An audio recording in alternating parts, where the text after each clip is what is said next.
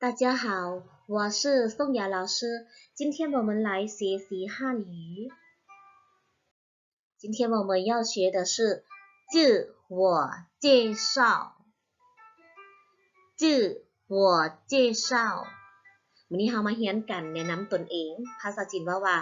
自我介绍การแนะนำตนเองก่อนอื่นเรามาเบิ่งการแนะนำชื่อก่อน我叫ค่อยชื่อว่าเขาเพียงเอาชื่อมาวางไว้อยู่ทั้งหลังประโยคเนาะตัวอย่าง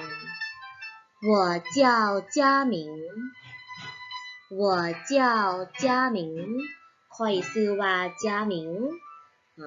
อันนี้แม่นการแนะนำชื่อวันนี้เราไปเบิ่งการแนะนำสัญชาติ我是ตัวอย่าง我是中国人ค่อยแม่นคนจีนคันเฮาอยากว่าค่อยแม่นคนลาวเฮาเปลี่ยนคำเว้าเนาะ我是老挝人ค่อยแม่นคนลาววันนี้เฮาไปแนะนำสั้นเฮียนเนาะการแนะนำสั้นเฮียนก่อนอื่นต้องแนะนำตนเองก่อนว่าเป็นนักเรียนค่อยเป็นนักเรียนภาษาจีนว่า我是学生ค่อยเป็นนักเรียนม.ต้นภาษาจีนว่า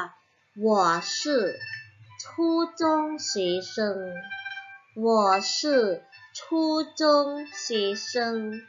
ค่อยเป็นนักเรียนม.ต้น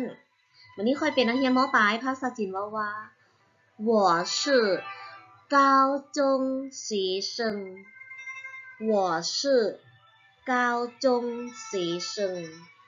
ค่อยเป็นนักเรียนม.ปลายเนาะวันนี้เรามาแนะนำอายุ我เขาเอาอายุไว้อยู่กลางนั่นเนาะตัวอย่าง我11岁ค่อยอายุ11ปี我15岁ค่อยอายุ15ปีเนาะ我15岁อันนี้แม่นการแนะนำอายุวันนี้เขามาแนะนำเต็มเนาะการแนะนำรูปในรูปเต็มตัวอย่าง大家好我叫佳明我是中国人我是高中学生我今年15岁我很高兴认识你สบายดีทุกคนค่อยชื่อว่า佳明ค่อยเป็นคนจีนค่อยเป็นนักเรียน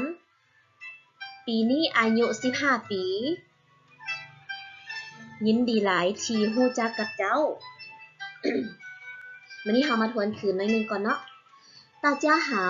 我叫佳明我是中国人我是高中学生我今年15岁